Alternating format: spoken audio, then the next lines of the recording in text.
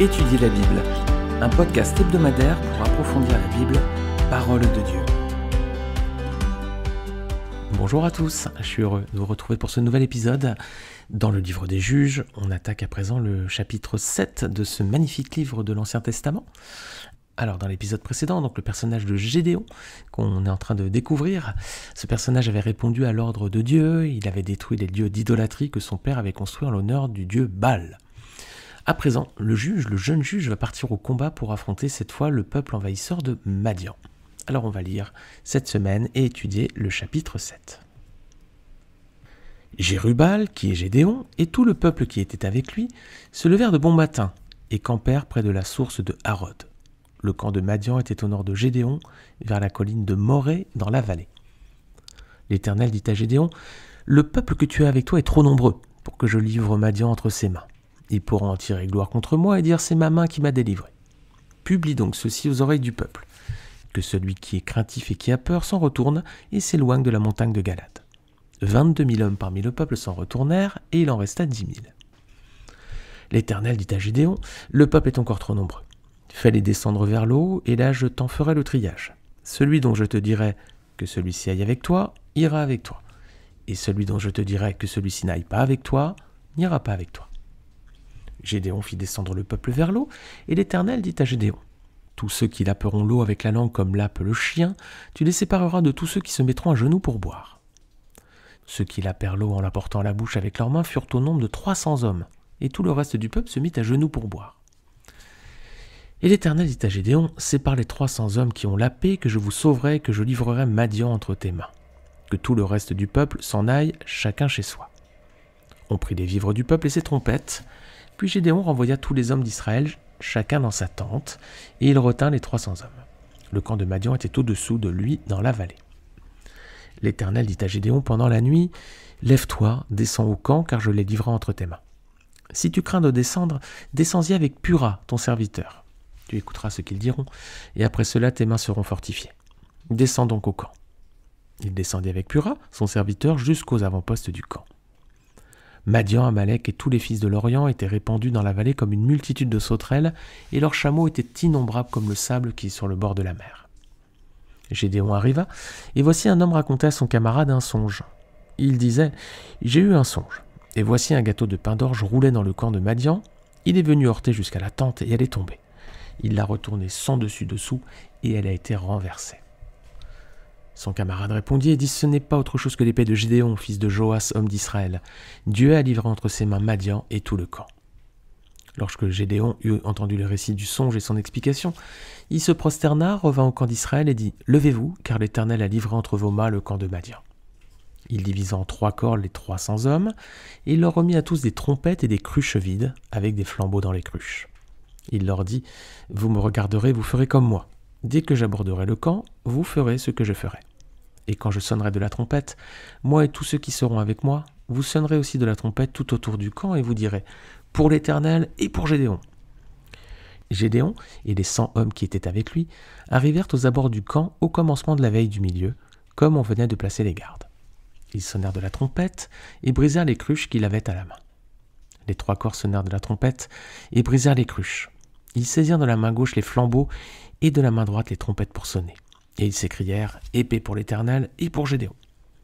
Ils restèrent chacun à sa place autour du camp, et tout le camp se mit à courir, à pousser des cris et à prendre la fuite. Les 300 hommes sonnèrent encore de la trompette, et dans tout le camp, l'Éternel leur fit tourner l'épée les uns contre les autres. Le camp s'enfuit jusqu'à Beth-Shitta vers Tseréra, jusqu'aux abords d'Abel-Méhola, près de Tabat. Les hommes d'Israël se rassemblèrent, ceux de Nephtali, d'Asser et de tout Manassé, et ils poursuivirent Madian. Gédéon envoya des messagers dans toute la montagne d'Éphraïm pour dire « Descendez à la rencontre de Madian et coupez-leur le passage des eaux jusqu'à Beth-Bara et celui du Jourdain. » Tous les hommes d'Éphraïm se rassemblèrent et ils s'emparèrent du passage des eaux jusqu'à Beth-Bara et de celui du Jourdain. Ils saisirent 2 chefs de Madian, Oreb et Zeb. Ils tuèrent Oreb au rocher d'Oreb et ils tuèrent Zeb au pressoir de Zeb. Ils poursuivirent Madian et ils apportèrent les têtes d'Oreb et de Zeb à Gédéon de l'autre côté du Jourdain.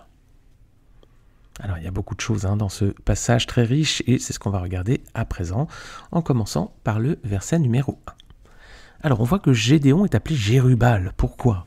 Si vous vous rappelez, chapitre précédent, c'est le surnom dont il a hérité, après qu'il ait détruit les autels de Baal qu'avait érigé son père, donc c'était au chapitre 6.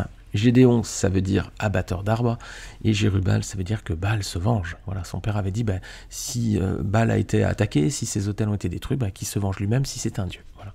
C'était un peu ambigu son discours au père de Gédéon, parce qu'à la fois il avait des autels pour Baal, et puis à la fois quand le peuple vient contester, quand ils ont été détruits, il dit si Baal était vraiment un dieu, il pourrait se défendre. C'est un peu ambigu son discours, enfin bon, c'était l'état moral et spirituel d'Israël à cette époque. Alors ce jour-là, donc on a donné à Gédéon le nom de Jérubal, et c'est avec ce nom qu'il est cité au début du chapitre. Alors verset 2, l'Éternel juge que le peuple d'Israël est trop nombreux pour ce combat. Alors l'armée de Gédéon comptait 32 000 hommes, c'est ce qu'on apprend au verset 3, et celle de Madian et de ses alliés c'était 135 000 hommes, c'est ce qu'on apprend dans Juge 8 au verset 10. Alors on a d'un côté 32 000 hommes pour Israël, et de l'autre côté Madian c'était 135 000. Alors c'est étonnant ce que demande le Seigneur, parce que normalement en temps de guerre, une armée, ce qu'elle veut, c'est être plus nombreuse que l'adversaire, c'est rarement l'inverse. Mais là Dieu dit, ils sont trop nombreux, il faut en réduire le nombre. C'était quoi le risque ? C'est ce que dit le Seigneur, si le peuple était trop nombreux, en cas de victoire, il serait dit, on a gagné parce qu'on était plus fort, on était plus nombreux, ou peut-être, on était un grand nombre et c'était suffisant. Alors qu'une victoire par un tout petit nombre, face à une si grande armée, ça obligeait finalement le peuple à reconnaître à la fois la grâce, l'action et la puissance de Dieu. C'était finalement une protection pour éviter que le peuple tombe dans l'autosuffisance. Alors les amis, nous aussi, on court parfois le risque de croire que nos succès sont le fruit de notre force, de notre sagesse ou de notre propre intelligence. Plutôt que de reconnaître l'action de Dieu dans nos vies, parfois on fait des choses, on se dit voilà, j'étais bon là, j'étais vraiment bon là. Au lieu de dire Seigneur merci, tu m'as donné les qualités, les capacités pour accomplir cela et tu as été avec moi, ou même c'est toi qui l'as fait à travers moi. Alors ça c'est vrai, et tout particulièrement dans le domaine spirituel les amis. Sans le Seigneur, on peut clairement produire aucun fruit. On dépend entièrement de lui, clairement. Voilà ce que dit Jésus dans Jean chapitre 15, versets 4 et 5. Le Seigneur nous le dit clairement, il dit « Demeurez en moi et je demeurerai en vous ». Le sarment ne peut pas porter de fruit par lui-même, sans rester attaché au cep. Il en va de même pour vous, si vous ne demeurez pas en moi. Je suis le cep, vous êtes les sarments. Celui qui demeure en moi et en qui je demeure porte beaucoup de fruits, car sans moi, vous ne pouvez rien faire. Voilà les amis, sans le Seigneur, impossible de faire de bonnes choses, à plus forte raison dans le domaine spirituel. Alors donc, le Seigneur dit, voilà, l'armée est trop nombreuse, il faut la réduire. Donc il va opérer un premier filtre parmi les guerriers au verset 3. Lequel ? Il demande à Gédéon de renvoyer chez eux ceux qui, je cite, ont peur et qui tremblent. Alors, notez bien que ce n'est pas Gédéon qui désigne les hommes concernés, ça doit être des volontaires. Voilà, rien n'est imposé ici. Ceux qui veulent partir peuvent partir, ceux qui veulent rester peuvent rester. Voilà. Alors, c'était un principe qui était donné dans la loi de Moïse. Voilà, ceux qui avaient peur n'étaient pas obligés d'aller au combat. Regardez Deutéronome chapitre 20, versets 1 à 9. Lorsque tu iras à la guerre contre tes ennemis et que tu verras des chevaux et des chars, un peuple plus nombreux que toi, tu n'auras pas peur d'eux, car l'Éternel, ton Dieu qui t'a fait sortir d'Égypte, est avec toi. À l'approche du combat, le prêtre s'avancera et parlera au peuple. Il leur dira « Écoute Israël, vous allez aujourd'hui livrer bataille à vos ennemis, que votre cœur ne se trouble pas. N'ayez pas peur, ne vous laissez pas effrayer, ne soyez pas épouvantés devant eux, car l'Éternel, votre Dieu, marche avec vous pour combattre vos ennemis, pour vous sauver. » Puis les officiers transmettront ces instructions au peuple. « Qui a construit une maison neuve et ne l'a pas encore inaugurée ? Qu'il s'en aille et retourne chez lui de peur qu'il ne meure dans la bataille et que ce ne soit un autre qui l'inaugure. Qui a planté une vigne et n'en a pas encore joui ? Qu'il s'en aille et retourne chez lui de peur qu'il ne meure dans la bataille et que ce ne soit un autre qui en jouisse. Qui est fiancé à une femme et ne l'a pas encore épousée ? Qu'il s'en aille et retourne chez lui de peur qu'il ne meure dans la bataille et que ce ne soit un autre qui l'épouse. Les officiers continueront à transmettre ces instructions au peuple. Qui a peur et manque de courage ? Qu'il s'en aille et retourne chez lui, afin que ses frères ne se découragent pas comme lui. Quand les officiers auront fini de parler au peuple, ils placeront les chefs des troupes à sa tête. Voilà, donc c'était un principe donné dans la loi de Moïse. Si un homme avait peur d'aller au combat, il pouvait repartir chez lui. Donc pourquoi cela ? C'était pour ne pas décourager les plus téméraires, pour ne pas troubler les plus vaillants. Alors combien de personnes vont quitter le champ de bataille à ce moment-là ? Ici, dans notre histoire avec Gédéon, c'est un tiers des hommes quand même, c'est un tiers des hommes. Il va donc rester au verset 4, regardez, 10 000 hommes. pour affronter donc 135 000 autres soldats. C'est-à-dire un Hébreu pour 13 Madianites. Alors, 1 contre 13, voilà le rapport de force. Qu'auriez-vous éprouvé, vous, à la place de Gédéon? Est-ce que vous auriez éprouvé de la peur? C'est clair que le rapport de force n'était pas du tout en faveur des Juifs. Et pourtant, les amis, ce nombre est encore trop important aux yeux de Dieu. Alors il va opérer un second tri, c'est le verset suivant, verset 5. On va regarder jusqu'au verset 8 ici. Un mode de sélection qui est pour le moins étonnant, difficile à interpréter, donc il demande à Gédéon de retenir seulement ceux qui vont boire de l'eau, comme le feraient les chiens finalement.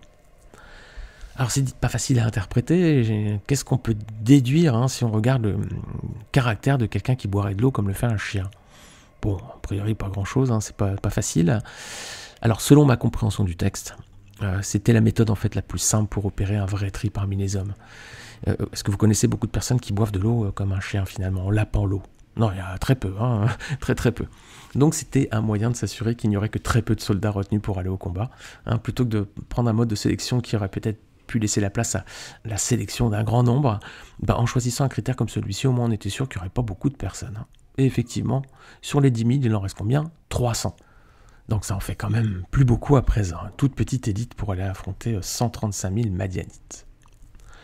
Alors versets 9 à 11 ensuite, l'Éternel va parler directement à Gédéon pour lui dire de partir au combat, parce qu'il livre l'armée ennemie entre ses mains. Alors à votre avis, dans quel état d'esprit il est Gédéon ici? Est-ce qu'il est confiant ou est-ce qu'il est inquiet? Si on regarde le passage, on voit qu'il est inquiet. Pourquoi? On a un signe qui va le montrer. Le Seigneur lui dit, si tu as peur, tu peux te rendre dans le camp ennemi avec ton serviteur, tu vas entendre une conversation qui va te fortifier. Et verset 11, c'est ce que fait Gédéon, il part dans le camp ennemi avec son serviteur et il va entendre cette conversation. Donc on voit qu'il avait peur effectivement. Bon, à sa place j'aurais eu peur aussi. Voilà. C'est quand même, vous imaginez la situation, 300 hommes qui vont devoir combattre 135 000. C'est une situation qui permet effectivement d'éprouver sa foi. Alors, versets 12 à 14 ensuite, Gédéon et son serviteur donc, se rendent aux avant-postes du camp, et effectivement, ils surprennent une conversation entre deux soldats, dans laquelle donc, un guerrier raconte à son camarade qu'il a fait un songe, dans lequel il voit un gâteau de pain d'orge qui roule jusqu'au coin de Madian et qui le détruit. Alors, que fait l'autre soldat? Il interprète le rêve, il dit voilà, c'est Dieu qui donne la victoire à Gédéon. Or, le pain d'orge, c'est une image d'Israël à cette époque, finalement. C'est un peuple qui vivait des céréales qu'il semait. Rappelez-vous le chapitre précédent, Juge 6, verset 3, on disait que quand Israël avait semé, Madian montait avec Amalek et les fils de l'Orient, et il montait contre lui. Voilà. Dès qu'Israël semait ses récoltes, les autres, ils arrivaient derrière et ils prenaient tout. Et Juge 6, verset 11, on avait lu aussi que l'ange de l'Éternel vint, il s'assit sous le térébin d'Ophra, qui appartenait à Joas, de la famille d'Abiézer, et Gédéon, son fils, battait du froment dans le pressoir pour le mettre à l'abri de Madian. Voilà, donc on voit qu'à cette époque-là, sur ce territoire, c'était une culture céréalière, finalement. Donc le pain d'orge, c'est une image de cette partie du peuple, avec notamment Gédéon qui vont terrasser Madian. Alors, un rêve qui est interprété, tiens, on va peut-être ouvrir une parenthèse. Est-ce que vous connaissez un personnage important de la Bible dont Dieu a souvent conduit le destin à travers l'interprétation de rêves?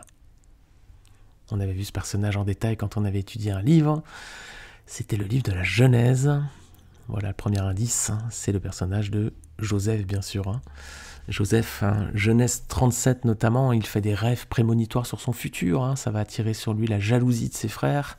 Ils vont ensuite le vendre à des marchands. Il va être emmené en Égypte, Genèse 37 donc. Ensuite, une fois qu'il va être emprisonné, vous vous rappelez de l'histoire avec la femme de Potiphar, prisonnier injustement, Joseph va être délivré suite à l'interprétation de songes. C'est dans Genèse chapitre 40. Vous pouvez réécouter si vous le souhaitez ces épisodes de podcast. C'était les numéros 52 et 55. Et on avait notamment parlé des visions. Est-ce que Dieu nous parle encore à travers des visions comme celle-ci? Alors, verset 15, tout se déroule exactement comme Dieu l'avait dit. Alors, que fait Gédéon lorsqu'il entend l'explication de ce songe? Il se prosterne, il se prosterne devant le Seigneur. Alors, quelle belle attitude, mes amis. Il reconnaît là que Dieu est avec lui et il l'adore. Alors, et nous, est-ce qu'on sait reconnaître l'œuvre et l'action de Dieu dans nos vies? Et est-ce qu'on sait le remercier lorsque le Seigneur intervient en notre faveur? Est-ce qu'on l'adore? Est-ce qu'on le remercie pour ça? Ou est-ce que finalement on prend ça pour acquis et puis voilà, le Seigneur était là mais il a promis, non? C'est normal, non? Alors voilà, on passe à autre chose. Non, est-ce qu'on prend bien le temps de reconnaître l'action de Dieu lorsqu'il intervient pour nous, et est-ce qu'on prend bien le temps de savoir le remercier aussi et de le bénir pour ce qu'il a fait pour nous. Allez, je vais m'arrêter là pour cet épisode, donc on va faire ce chapitre en 2 parties, comme ça je vous fais 2 épisodes d'à peu près une quinzaine de minutes. C'est volontaire si ces formats sont courts, pourquoi ? Parce que quand on fait un podcast, on se base en général, vous avez remarqué, sur un format 15-20 minutes. Pourquoi ? Parce que c'est le temps de trajet moyen d'un Français. Voilà. On a à peu près en France un temps de trajet entre 15-20 minutes. Alors certains à Paris peut-être vont sourire en disant « Oh là là, mais moi je mets 3/4 d'heure ».